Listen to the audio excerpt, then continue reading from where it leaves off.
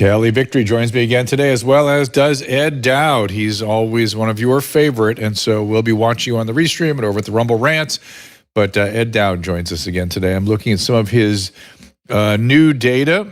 He will tell us where the data is coming from. He has a summary of individual excess cancer death and causes in the UK for 15 to 44-year-olds. And again, he is a business analyst. He is just a data analyst, and he gets accused of all kinds of wild things. So I want to give him a chance to address some of the criticisms that are out there. And his thing is, essentially, he was just saying to us, if I lie and I'm raising money on behalf of that, not only will people be awfully angry with me, there will be a big lawsuit. I do not want to lie or distort anything. I just want the facts. So we'll get into the facts after this. Our laws, as it pertains to substances, are draconian and bizarre. The psychopaths start this way. He was an alcoholic because of social media and pornography, PTSD, love addiction, fentanyl and heroin. Ridiculous. I'm a doctor, for sake. Where the hell do you think I learned that? I'm just saying, you go to treatment before you kill people. I am a clinician. I observe things about these chemicals. Let's just deal with what's real. We used to get these calls on Loveline all the time. Educate adolescents and to prevent and to treat. If you have trouble you can't stop and you want to help stop it, I can help. I got a lot to say. I got a lot more to say.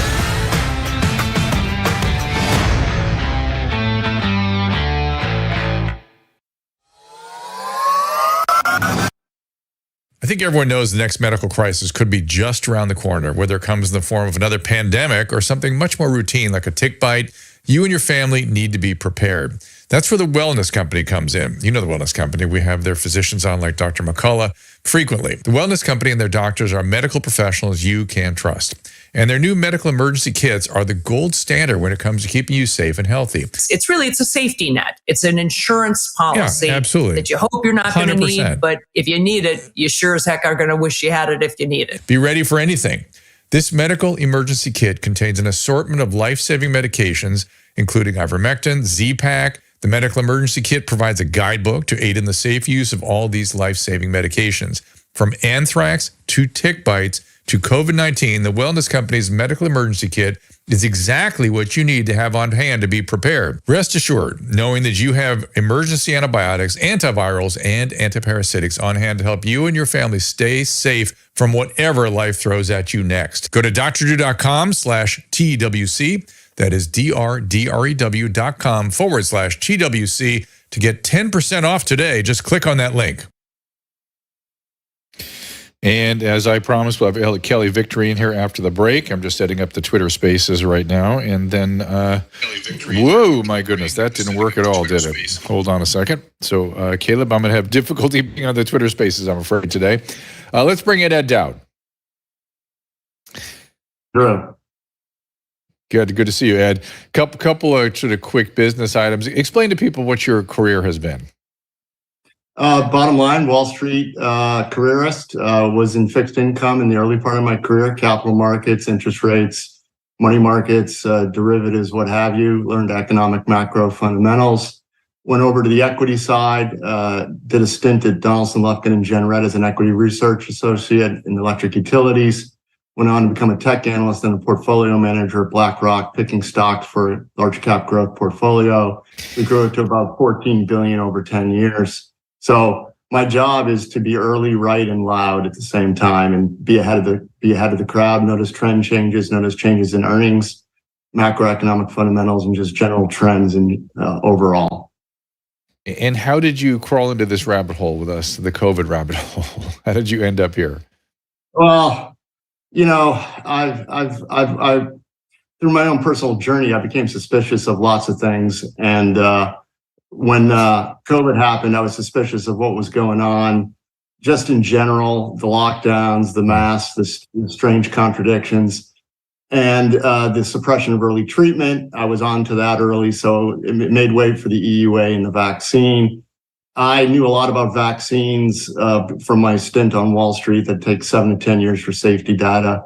I knew this was a new novel technology, and I knew it was Operation Warp Speed. So I personally didn't take it, was going to wait. And then early on, I heard anecdotes, and I know from statistics, if a vaccine is safe, you know, there are adverse events, but you shouldn't be hearing anecdotes, much less multiple anecdotes. So that opened my mind to looking at insurance data, funeral home data, and then I, assembled a team, and we've dug into a bunch of public databases. I have a firm, Phinance Technologies. We're in the process of, our day job is macroeconomic analysis and hedge fund. We're trying to raise money for a hedge fund. We've actually put that on hold because this work we're doing is so important. We spend all our time analyzing all-cause mortality, absence rates, disabilities. Now we're delving into, causes of deaths, and we found some data recently in the UK that, I was on your show a couple, I think a month and a half ago, talking about cardiovascular deaths in the UK, 15 to 44. Yeah. We put out a report on cancers. Same thing. Cancers is even more stunning because there was no signal. There was a slight signal in 2020 on cardiovascular deaths. There's no signal in 2020 on cancers, and cancers are off the charts statistically in their signal. Is there better data at the UK, or are they giving you more access, or both? It was easier for my team to get to it. We're literally right now working on the CDC data. That won't be out till January. So we're going to try to reproduce what we saw in the UK here in the US. So we'll go into causes and that kind of thing, ICD-10 code. So that's coming. It's a little trickier, and when we reveal the data, we'll show how and why it's been trickier for most people to analyze this. But we'll have to wait until the report. And you mentioned the concern you had about warp speed. I noticed you tweeted something today, a little video. There was a PhD researcher who was chronicling the evolution of COVID from its first report through the initial outbreak to identifying an organism to having a gold standard test to having an entire genome all in about 17 days. So talk to me about the probability of that and what you think that is. So look, this is all speculation, but I'm a data guy and I create an analyst mosaic, and I know Nick Hudson. He and I have talked. He's brilliant, and he's all over this. All he did was simplistically track in the news some events, and these events occurred so quickly that it smacks of not able to be done. Meaning that we know how science works, we know how communication works. It seems that the chain of events happened in such a short, I think, 26-day period that it was very incredible that we were shipping PCR tests within days of the virus appearing, which is very interesting. It raises questions, and in my mind, it clearly states that something strange was going on. This was not a normal random occurrence of events. That perhaps. There was some planning. That's all I'm going to say. Perhaps there was some planning. Well, let me pose a question. That by posing the question, when I started thinking about the question, some other sort of ideas opened to me, and that was I started thinking, look, we know that a large part of the pathogenesis of COVID-19, the pathology is caused by the spike protein. So why in the world would they create a vaccine that floods the body with the pathogenic protein? And I thought, oh, well, the only way that would have happened is if when they opened the warp speed sort of door, they already had all this information. They already fully studied the spike protein. They had everything needed on the spike protein because they knew that that organism was going to be a bioweapon. Somebody knew. And so they'd studied the hell out of the spike protein. So you now have a way to create a vaccine, come what may. Again, it's warp speed. You take risks. And now you have a way to screen for it with a screening instrument, and you're zeroed all the way in on the genome already. You just run it again. Does that make sense? Do you think that's what was happening? It makes no sense to me. Again, I wasn't in the room, but if I had to bet money on it, I'd bet that this was a planned event. And I didn't think that, but as time rolls on and we do more, investigations of the past, I wasn't aware of that timeline, and that shocked me. Planned by China, planned by us, I don't know. I wasn't in the room. All I know is the timeline is impossible, and I think you would agree with that as well. You're losing me on the You're losing me on the plan. But did you hear my little theory? My theory is they were so deep in this virus, they had all they needed on the spike protein to create a test and a vaccine, because they'd studied the hell out of it in case somebody broke one loose. And so they already were locked and loaded and could walk down that path in 2 weeks very quickly. That's why they didn't make the vaccine against the nucleocapsid protein. What you're saying is they already knew what was going on because they've been studying it and it leaked. And then they were ready to go. Well, they knew, right?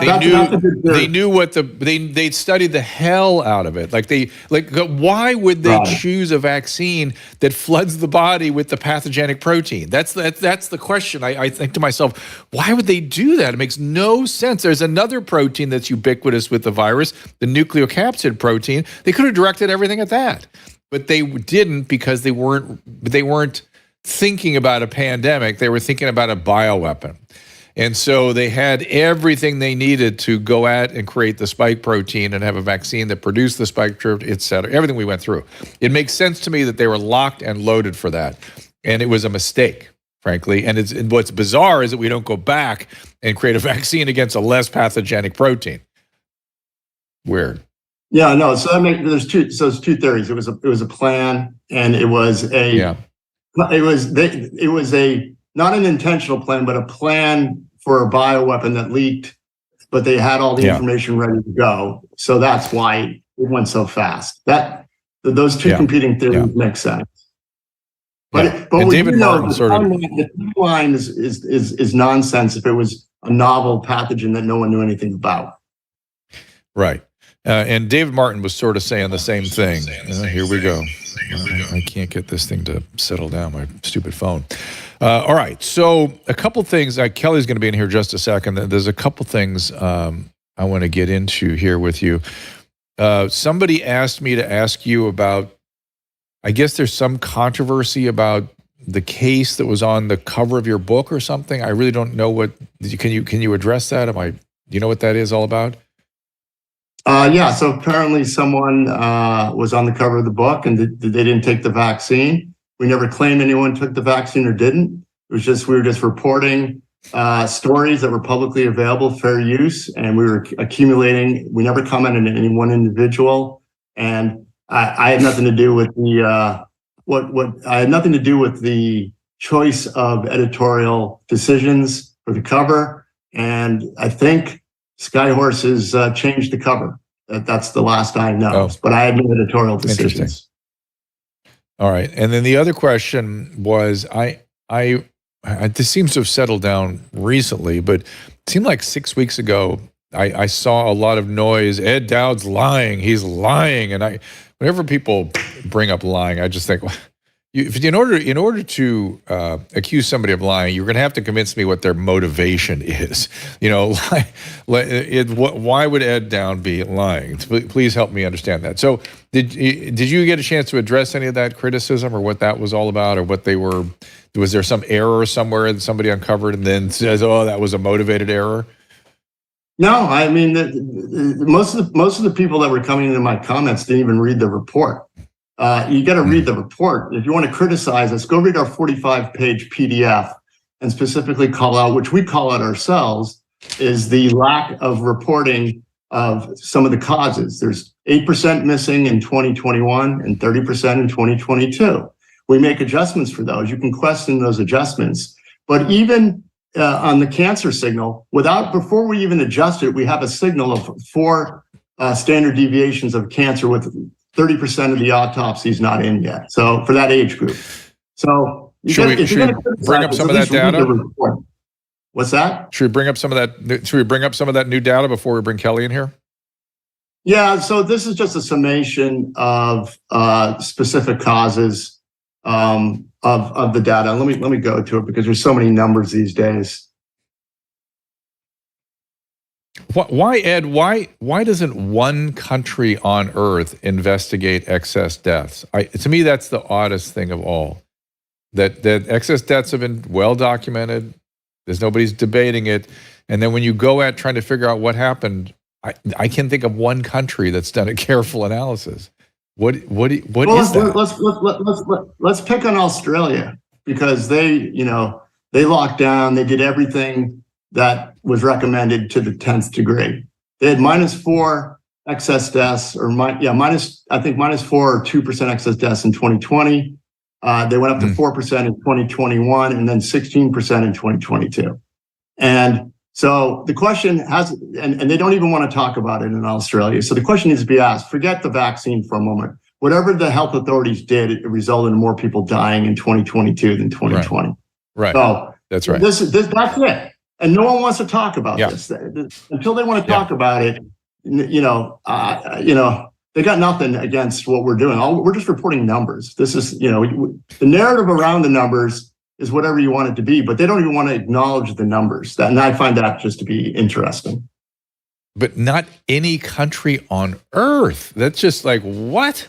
Wouldn't one of the somebody want? I don't get it. But I have begun to hear more about people getting really serious illnesses that they were sent home without treatment during lockdown.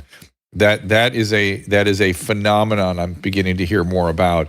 So I'm perfectly prepared to accept that some of the numbers, if not all, are related to that. But let's be clear, it's because you locked everybody down and sent everybody home, wouldn't let doctors and hospitals function normally.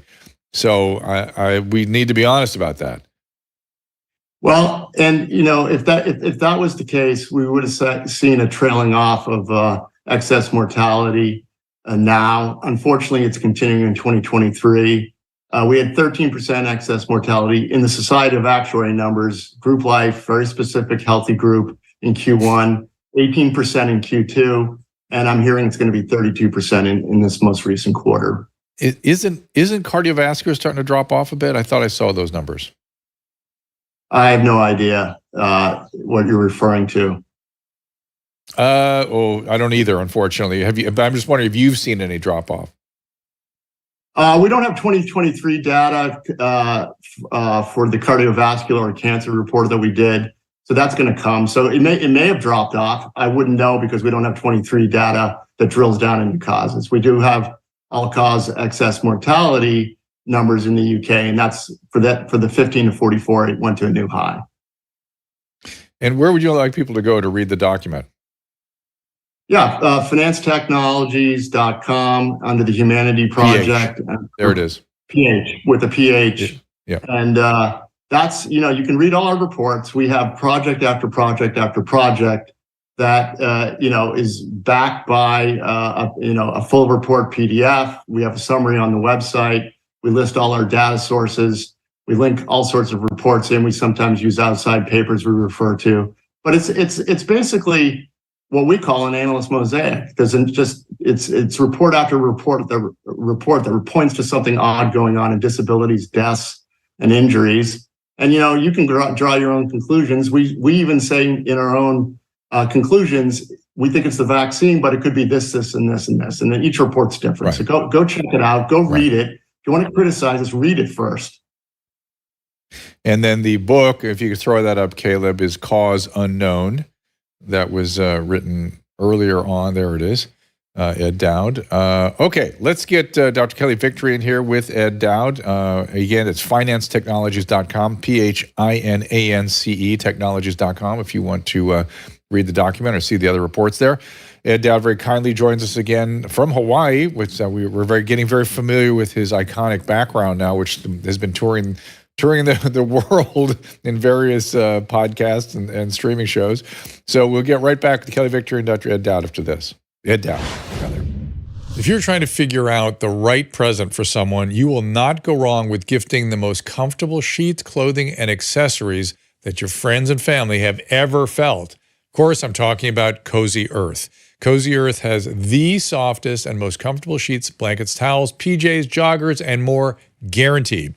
Susan and I love them. In fact, we still have Cozy Earth sheets on our bed. I slept in them last night. I was thinking of how great they were. And look at this. I'm wearing one of their super comfortable t-shirts right now. I just can't get enough of Cozy Earth. Their sheets are durable, machine washable, and come with a 10-year warranty against defects, so no surprise that Cozy Earth's brand has been featured on Oprah's Favorite Things for 5 years in a row. Whether it's their luxury pajamas, super soft bedding, loungewear, or plush bath towels, you will love shopping and gift giving at Cozy Earth. Here's my gift to you this holiday season. Go to CozyEarth.com, enter code DREW to save 40%. That's CozyEarth.com with code DREW. CozyEarth.com, code DREW, save 40%. Thanksgiving is almost here, which means it's time for the best Genucel sale of the year. Just in time for the holidays, save over 60% off both of our personally tailored Genucel skincare packages at Genucel.com/Drew, so you can look your very best at all of your Thanksgiving gatherings. Look 10, 15, 20 years younger, guaranteed, with the best natural skincare anywhere. Take advantage of Genucel's best sale of the year and say goodbye to fine lines, crow's feet, puffiness, and dark spots. The Genucel experience is like no other, but don't take my word for it. You will look and feel your absolute best or your money back, no questions asked. So for results in 12 hours or less, Genucel's immediate effects is included for free. Plus, if you go to Genucel.com/Drew now, you'll get a free upgrade to priority shipping. That is Genucel.com/Drew, Genucel.com/Drew. Some platforms have banned the discussion of controversial topics. If this episode ends here, the rest of the show is available at drdrew.tv.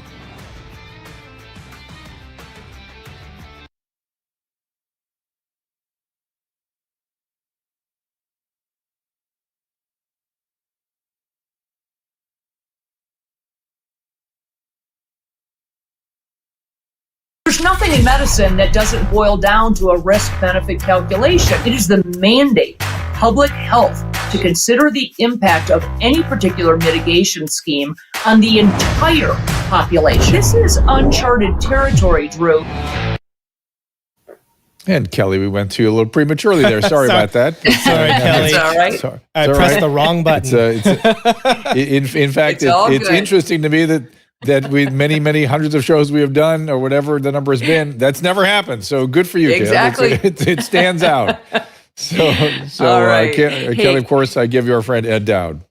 Hey, Ed, always great to have you on. I've got gobs of things to ask you about, including I want to talk about some of the pending lawsuits that are just hitting the news, and some of that I certainly want to get into, at least momentarily, this recent data on the cancer signals. But before I do, I want to give you a minute to talk about, because I was listening to you guys banter back and forth, and people are constantly emailing me, calling me, texting me, saying, have you looked at this data? Have you looked at this data?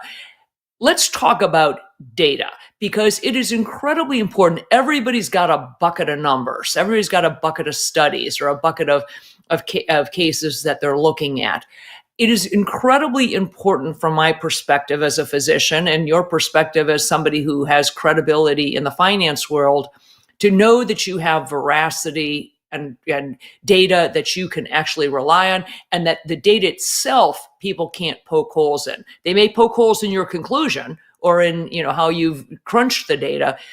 Talk about your data versus others and where you get it and why you believe in it, and why we as viewers should trust the data, at least that you and your group are presenting. We're using publicly available databases from government sources. And, we've used death statistics, Eurostat, ONS, U.S. Bureau of Labor Statistics, some ONS labor statistics, and they're publicly available databases. And in every report that we detail, we start off with, at the beginning of the report, the data, and we list all our data sources and where they're coming from. So that's what we do. I've gotten, over the course of the last year and a half, emails from people wanting to deliver me spreadsheets as they claim they're XYZ whistleblower from here, from there, and they're going to send me spreadsheets and want me to analyze it. And I say, well, that's great. Are you going to go out public as a whistleblower? Will there be chain of custody? The answer is usually no. And I'm not going to analyze a batch of Excel spreadsheet cells and comment on them, because I don't know where the data is coming from. So we've been able, the body of work we've done is from publicly available data. It can be recreated if people want to, and there it is. It's there, and we list every data source. We're not making stuff up. We do our own analysis, so there can be questions about how we interpret the data, but not the data. The data is the data. And I really appreciate and respect that. And I think it's important for people to have heard that, because as certain as I am, and I am 100% certain that these vaccines are the cause of a vast number of these serious adverse events, I am also incredibly careful not to just jump on a bandwagon and take something that fits my narrative and say, see here, look at these numbers, because unless you are absolutely certain and have that chain of custody, you know where that data came from and that it is reliable data that's being analyzed, then what you've got is junk, and it really undermines our efforts, I think. So I appreciate that piece of it. Let's talk specifically, and I think you've got a graph. I know you're not going to get too much into the weeds on it, but talk about the cancer signal. We've heard so much about the cardiovascular signals. Most people, you'd have to be living under a rock at this point to not understand that we've had a huge increase in heart-related issues following these vaccines, whether it's myocarditis or sudden cardiac death or whatever. But the cancer one is a little more subtle. I had predicted it, tragically, from the very beginning, because of the profoundly negative impact that these shots have on the immune system. Now we are seeing it bear out in the numbers, I believe, but I want you to talk a little bit about what you're seeing in terms of cancer signal. Yeah, so we did a cancer report on just overall cancer deaths, excess cancer deaths in the age group 15 to 44 in the UK. And in that report, we found a negative 1% excess deaths in 2020, 13% in 21, and 43% in 22. And so statistically, there was no signal in 2020 of excess cancer deaths. Then there was a 5 standard deviation signal with that 13% rise, and with the 43% rise, it was 16 standard deviations, and just all cancers, all forms of cancers. Then we did a follow-up report, and we went. I was going to say, can Caleb, while you're talking these numbers, because I think the graph is so illustrative. Well, Caleb can put these numbers up. Which graph as I is talk this? about this, because the next report we did, the one with the bar chart. It's about the cancers, the bar chart with the cancers. The malignant neoplasms, is that cancers? Yes. Cancers Yeah. for the, yeah, I didn't know it was cancer. Hold on, I'm putting it up right now. Neoplasms is cancers, yeah. So this is in our follow-up report. We had a second report that delved down into specific causes of cancer, and you can see we went into 5 major ones: breast, brain, colon, without specification of site, and skin cancer. And we focus on without specification of site because people are talking about turbo cancers, and without specification of site it's everywhere. So that's kind of. We're thinking the increase in that may again, this is speculation, may be what the turbo cancers that people are talking about. And you can see the stunning excess growth in the age group 15 to 44 in those different cancers. So these reports are available on our website. They're very long. They're mostly for doctors, but we have a cancer signal, and we had a cancer signal. And our methodology is to make adjustments for the missing autopsies in 22 and 21. Even without that, we have a 4 standard deviation cancer signal in 2022 with 30% of the autopsies missing. So it's registered deaths versus the causes. And so once those all get reported, we think our calculations will approximate what we said. But there's a 4 standard deviation signal with only with 30% of the records missing. And unfortunately, I can say from a physician's standpoint, it is predictable that if you're going to have ill effects on multiple organ systems, say on the immune system, on the renal system, on the cardiovascular system, you would expect those things to occur relatively quickly. Effect on the heart, for example. And you would certainly expect, unfortunately, cancers to be a trailing indicator because it takes a while for cancers to develop. It takes a while for cells to mutate, form into a cancer, and to rear their ugly heads. It takes a while. It doesn't happen overnight. So Drew asked you about what you're seeing in terms of trend lines. If you're seeing some of these things tail off now, whether it's infertility issues, spontaneous miscarriages, cardiac events, I'd like to hear what you're seeing in terms of the trends of all of this, or just disability numbers in general, because I hate to predict it again, but I'm guessing we're going to see an increase in the cancer trend line, even if the other trend lines start to go down. Well, what we do know is excess all-cause mortality in 2023 is running at the highest for 15 to 44 right now, at all-time high. So we can assume these trends probably don't go down, but we don't have the data. What we do have is disability data in the US and in the UK, and it's going up. It started going up again in June. So morbidity leads mortality. And we have, more real-time Society of Actuary numbers that show an acceleration in excess mortality in the millennial age group. So without the data, can't say definitively, but the trend, unfortunately, is not going to be your friend once we get the 23 data on cardiovascular and cancers in the UK.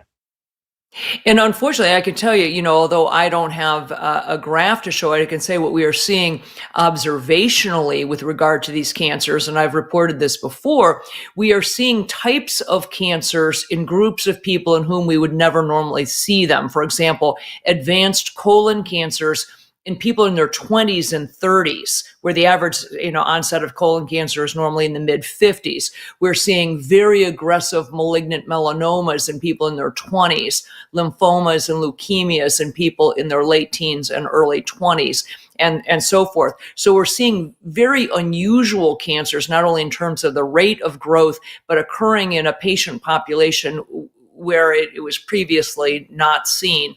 So I'm hoping that trend doesn't continue, but I have my doubts. Switch gears for a second here. You and Drew were talking about the PCR test. I find this somewhat amusing almost. The PCR test, was designed, completely faulty test. It was never intended to be used in the way it was used. It's not a diagnostic test. Wasn't supposed to be used that way. But lo and behold, it was used and was, formulated, it was created to pick up the spike protein on COVID. Don't you find it curious that we need to get a new booster for COVID, about every 15 minutes because the spike protein mutates, and therefore you need a different vaccine based on that new spike protein. But isn't it interesting they never had to change the PCR test? I believe they can cycle it up or down depending upon the result that is wanted. But they didn't change it's still predicated on the original Wuhan strain. The spike a spike that has been out of existence for 2.5, almost 3 years now.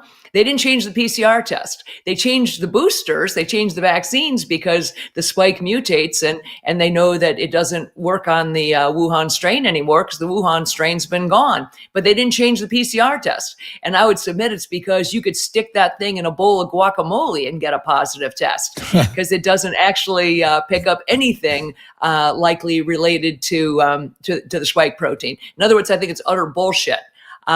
Because otherwise they would have had to create new PCR tests as the. Am I missing this, Drew? I mean, I'm not a PCR test expert, but I can tell you now. I wonder about that.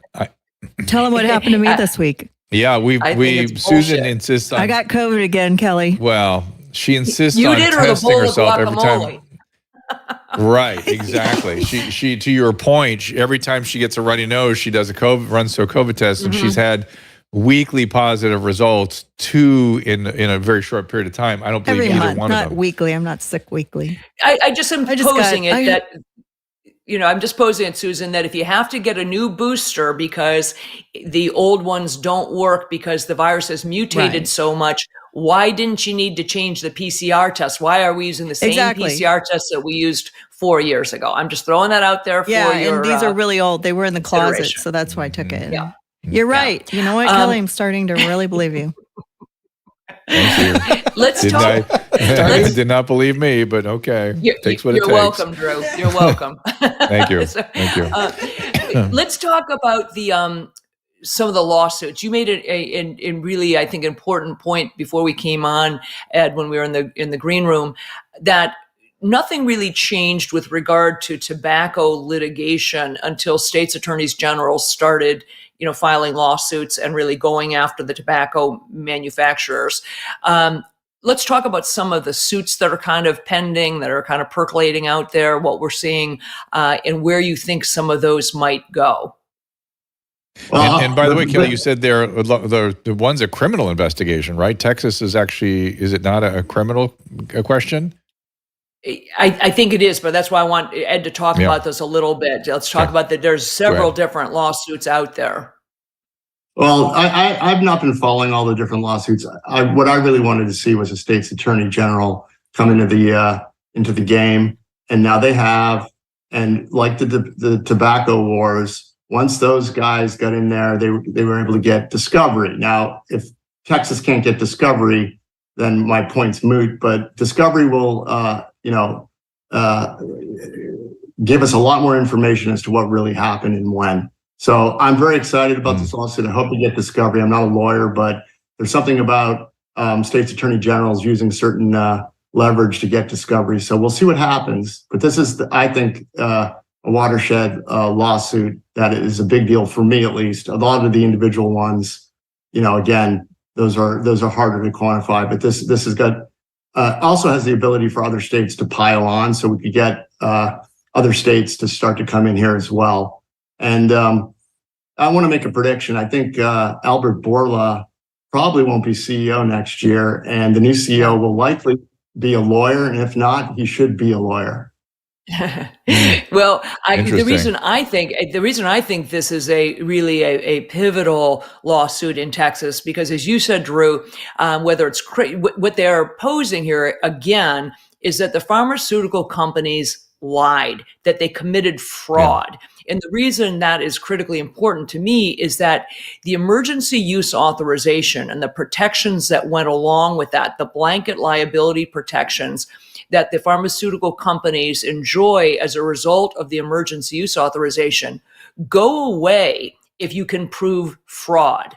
Okay, they are not protected against liability if they were fraud, if they committed fraud, if they lied to the FDA, if they hid information about adverse events, if they didn't fully disclose information that they knew that might have impacted whether or not the FDA granted the EUA, and on and on. So I think these lawsuits are critically important because our ability to prove fraud and therefore perhaps offer some element of recourse for the millions and millions of people who've been harmed by these things. I think that's important because right now, all of the people who have a vaccine injury or who are disabled by these things are kind of hanging out there without any recourse because of the liability issues. So I think it's important from that perspective.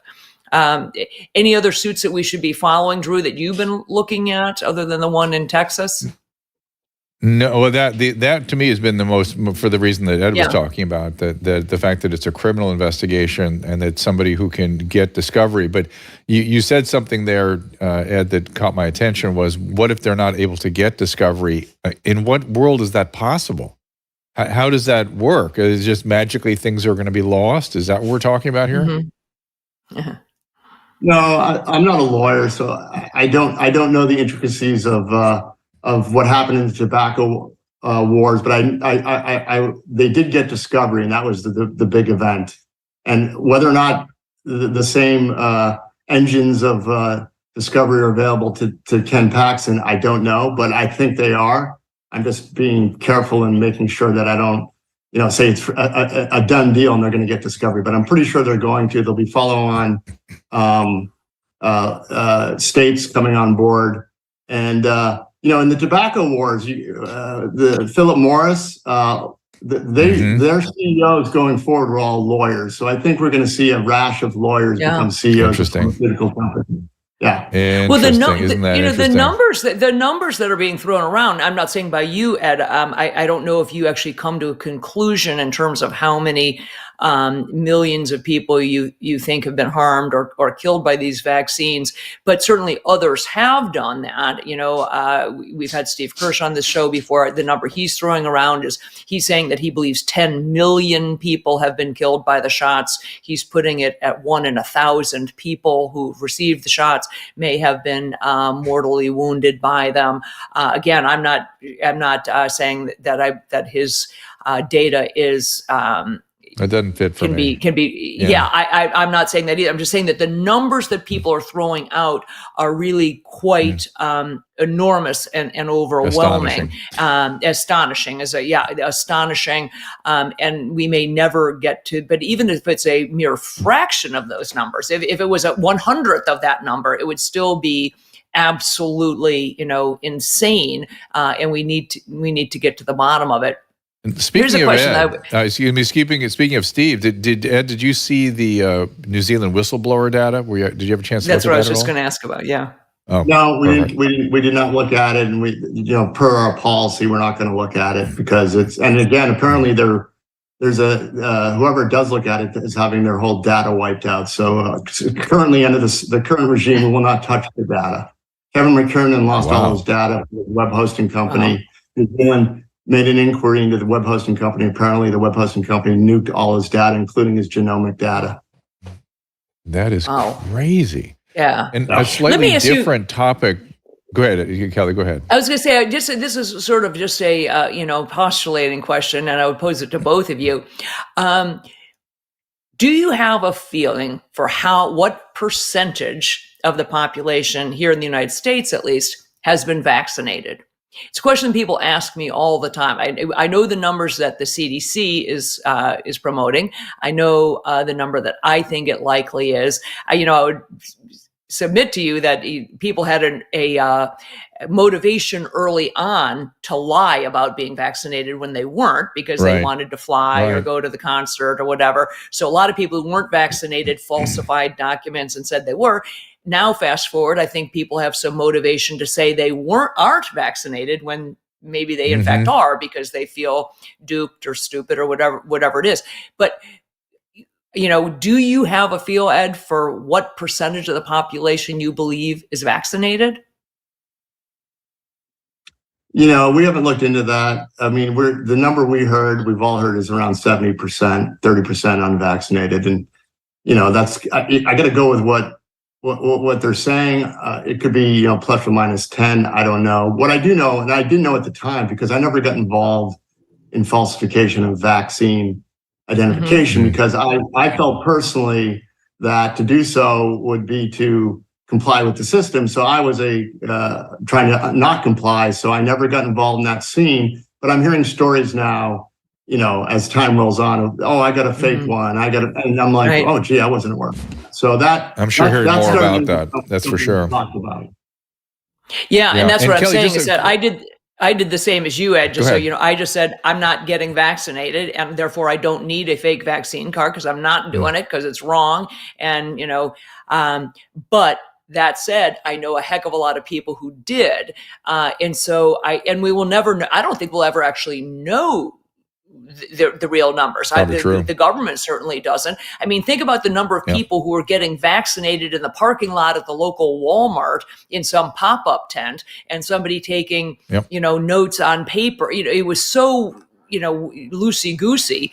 Nobody will ever really, I think, sort out what actually happened, and what, all it would take is somebody, human error to transpose one number on a telephone number or a name. They were written by hand in ledgers. These things were not exactly done, in any way that would allow them to be reproduced in sort of an actual database. But what's your thinking, Drew? You think the 70 number is in the ballpark? It's a number that it fits for me. It's ballpark. It might be as low as 60. It might be as high as 73 or 74, but I think it's in the zone.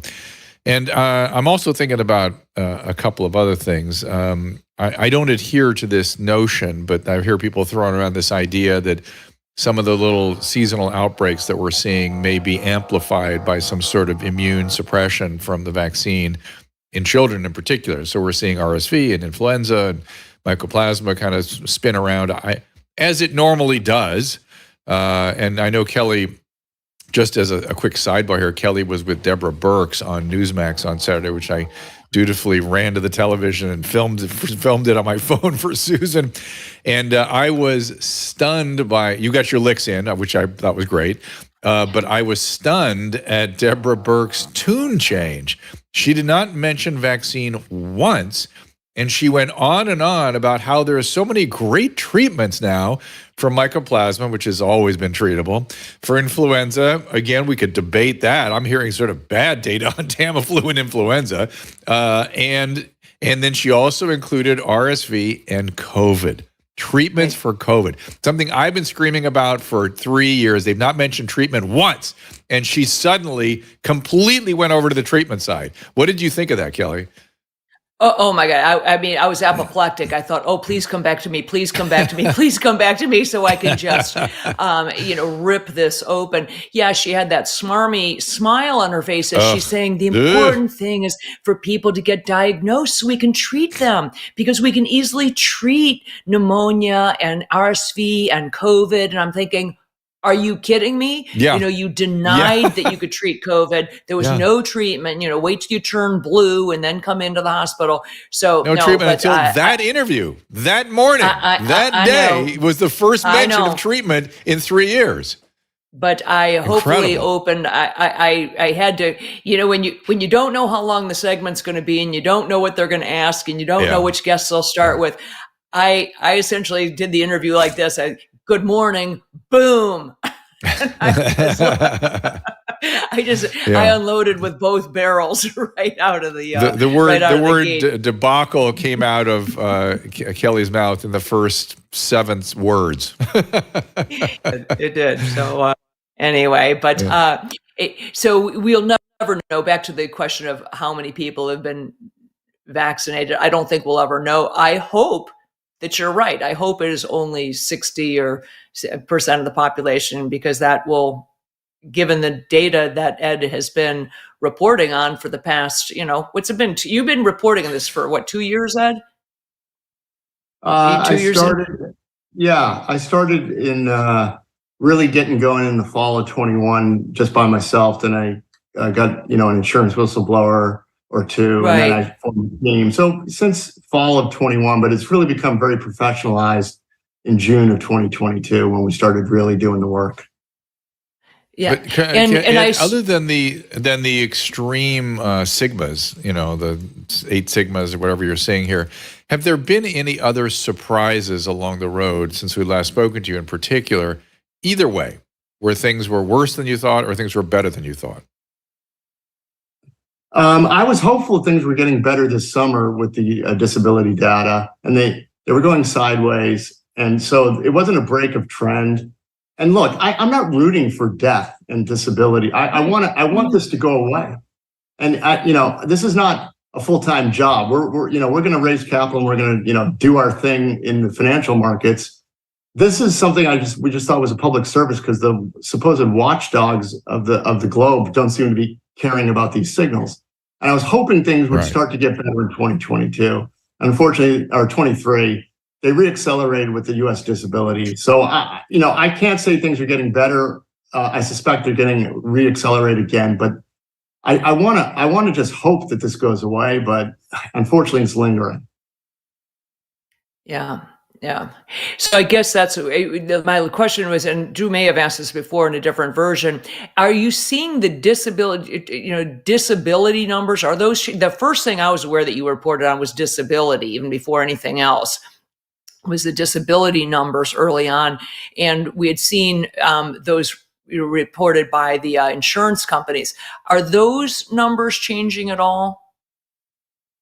So there was a dry kindling effect with the old folks. So it's looking better on the actuarial front in the older populations, but the young people, which, they should not be experiencing these excess deaths, because they remember, old people die in greater numbers, younger people die in fewer numbers. So excess, even though it's statistically off the charts, you're not noticing neighbors dropping dead who are, 25, because it's just a lower number. But that's the canary in the coal mine for me. And when I heard from my whistleblower that Q3 of this year for the Society of Actuaries is looking like 32%, that's going the wrong way. I mean, and I want to report good news. I mean, people think I'm the gloom and doom prophet. This doesn't bode well. Let's say I'm wrong on the vaccine.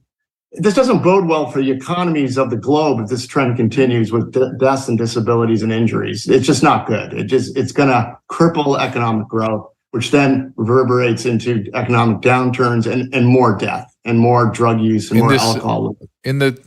Well, that's a question. In that 30%, can you pull out substance use, substance death, suicide, that kind of thing? Not in the U.S. We're going to look at the CDC data. That's coming up. We just haven't been able to get that kind of granularity into the causes. Has anyone of your all-cause mortality is up when it should have been coming down after all the medical interventions. I mean, if things worked according to plan, we had a spike in 2020. We should be trending back to baseline by now, at least, and we're not. So, that no one wants to talk about that. Of the people who have been critical of you or criticized your data, Ed, has anyone postulated an alternate explanation for these that you find even interesting or vaguely credible? Something that you think, that could be a contributor? Anything? Obviously, COVID may have contributed to some of these things away from the vaccine. We did look, if I'm going to be an honest data analyst, in the cardiovascular signal in the UK, 15 to 44, there was a 13% rise of cardiovascular in 2020, excess cardiovascular events without a vaccine. And that was statistically significant. So there was a signal without a vaccine present. So maybe COVID and the vaccine. So, could COVID be part of this? Sure. But the problem is, as we roll through time, it's Omicron, it's a cold. It's just not what it used to be. So there could have been more questions in 21 and maybe the beginning of 22. But as we roll through time and this continues, COVID is becoming less and less of an issue. But early on, some of those more deadly variants could have caused some things. And we're open to that. Yeah, I think there's no question. I mean, we know that, as Drew said, we know that the toxic component of this is the spike protein, and the spike protein is clearly present on the virus itself. Yes, when you get vaccinated, you become a little spike protein factory and you continue to crank out these spike proteins perhaps in perpetuity, but they do exist on the virus. And there's no question that the endothelial damage, some of the blood vessel damage, the thrombogenesis, meaning the development of blood clots, some of those things absolutely occurred to people who had bad cases of COVID. So I think without question, some of it's attributable to that. But you rightly point out, the COVID of today is fundamentally a bad cold. Interestingly, also, now vaccine uptake has essentially fallen to zero. We're down in the, I think, 1 to 3% vaccine uptake on the current boosters. So hopefully we'll see some things start to tail off because people are not continuing to inoculate themselves with this stuff. But I think, unfortunately, it's going to take a while to show those trends. What's next on your, hit parade? Where are you going next with what you're doing? What are you looking for next?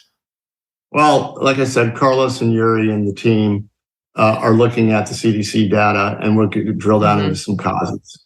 We have all-cause mortality from the CDC, but we don't have causes like we do in the UK. So we want to get that data. We're going to analyze it and present it. There's there'll be some controversy because of the way the CDC reports it, but we think we're going to be able to untangle that and unhide what some of the trends are, and then we'll report it, and we'll see let the chips fall where they may. What sort of feedback, if any, have you gotten from agencies like the CDC, the FDA, who at the government level? Drew asked the question, why has no government looked into these sort of alarming numbers of whatever you want to attribute them to? What feedback, if any, inquiries have you had from governmental agencies? None. Weird. Have you reached out to them at all? Have you been proactive? We were in DC in the end of last year with Senator Ron Johnson. I'd love to get before Congress and talk to Marjorie Taylor Greene and her committee. And there are people in the movement who've been reaching out to her on all sorts of people's behalf. So I'm sure hopefully at some point we get called. I sit down in a suit. Maybe even bring Carlos over from Portugal, and we just go through the numbers. Right. Wouldn't you think they'd Do you want guys to wanna see? take- That's what's so. Oh, It just. it's so Yeah, I'm happy to bizarre take some that they calls, don't. but think about that. You've got a citizen who's been reporting consistently overwhelmingly damning data about what's happening to your population, and nobody from the CDC, whose job it is to investigate this stuff, even thinks, oh, hey, maybe we ought to talk to this Ed Dowd dude and kind of find out what he's sitting on and whether or not there's something we ought to be. I mean, I just find it it's criminal. Here's the thing: the signals we're seeing, they have billions of dollars of budget. They have people that do what we do. Right. I'm sure they see the same signals, but they just don't want to talk about it. I mean, at the end of my book, I say, look, I don't get into the who and the why, but they see what we see and there's silence on it. That's one of my biggest talking points is silence.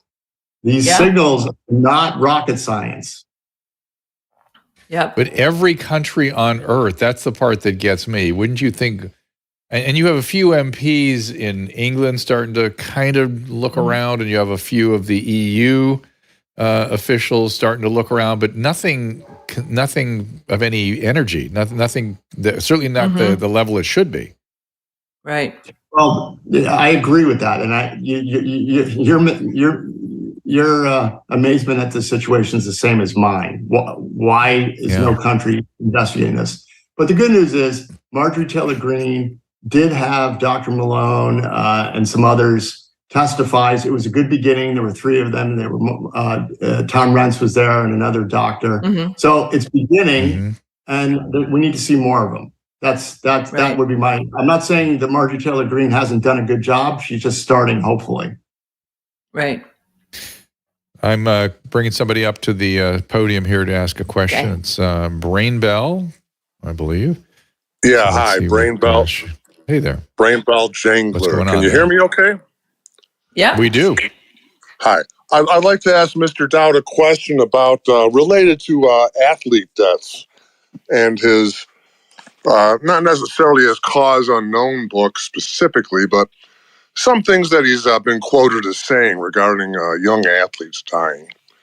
One of the things specifically I'd like to ask is why you chose the 2006 Lausanne study as a baseline for comparing current athlete deaths to. All right, good question. Look, the sudden athletic deaths are up 10, 20-fold over history. And did they occur before? Sure. And again, that's anecdotal. I make a point because it's something people talk about, but go look at all the rest of the data that we have.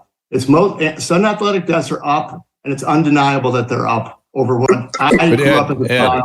I'm not what about that? What about the national consortium of reporting? That I think it's an international consortium. It's in South Carolina or something. I read their data a few times, and they consistently say no increase. You know what I'm talking about? No, I know there's issues with people. I know that there's a question about people not reporting to them. No. That's what some of the pushback has been. Go ahead. Can I continue, please? Can I continue, please? Mr. Dowd and others have consistently cited the 2006 Lausanne study, which shows roughly about 29 athletes globally were dying. But there's a couple things about the Lausanne study. One, it's not original research. Its goal was not to get a definitive count of athlete deaths. They were looking for protocols for the Olympic committee. They weren't trying to count out athlete deaths. They were looking in literature already available. And some of the literature goes back to, let's face it, basically prehistoric times as far as information is concerned. They go back to the 1960s. Meanwhile, there are many studies after the 2006 Lausanne study that show athletes dying at much higher rates. You ignored, and I'm not just blaming you, Mr. Dowd. There's others, McCullough, RFK Jr., Corey, Malone, Kirsch. They all reference this 2006 Lausanne study, and they ignore the 2009 Moran study, for instance, which found that almost 70 a year died sudden deaths in just the United States. Let me get in here. The 2013 Choice study found 52 to 70 deaths, depending on how you classify an athlete. The 2020 Peterson study found 43 sudden cardiac deaths in the United States alone. Let me jump in here. So what you refer to, because I am very well versed in this, what you refer to as the 2006 Lausanne study was a 40-plus year study run by the International Olympic Committee, as you rightly point out, in an effort to provide guidelines to physicians on what level of cardiac testing should be done to give somebody a stamp of approval to go ahead and participate in sports. And they looked specifically at Olympic level or comparable athletes globally. And they came over that 40-plus year period that on average somewhere in the range of 29 Olympic level elite athletes dropped dead of sudden cardiac arrest on an annual basis.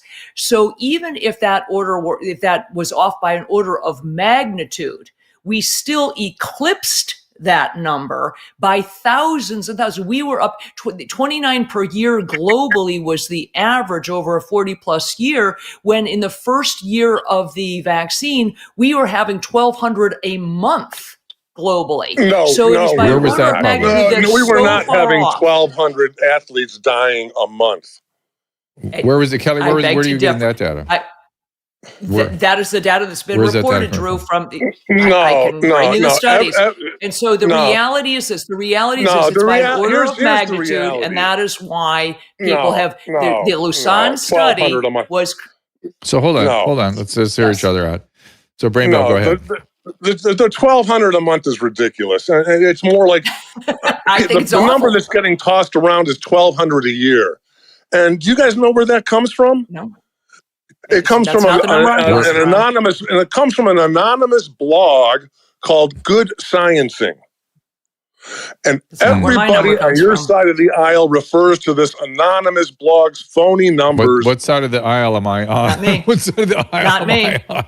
Anybody who's arguing that athletes are dying at a 10-fold or 100-fold or whatever fold rate you want to mention, anybody who's arguing that is simply wrong.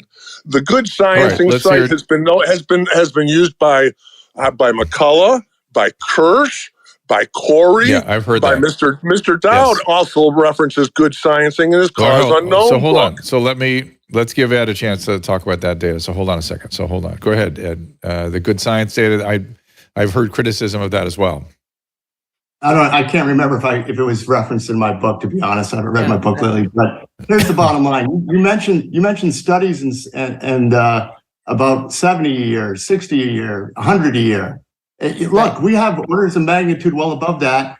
And we don't even, that's just a part of the book where we introduce people to the concept. Then I go into all sorts of metadata where there's hard statistical signals. So don't tell me people aren't dying. This is on. Hang on. So Ed, this is on sudden cardiac deaths in athletes. Is that what you're referencing, or just increase in deaths generally?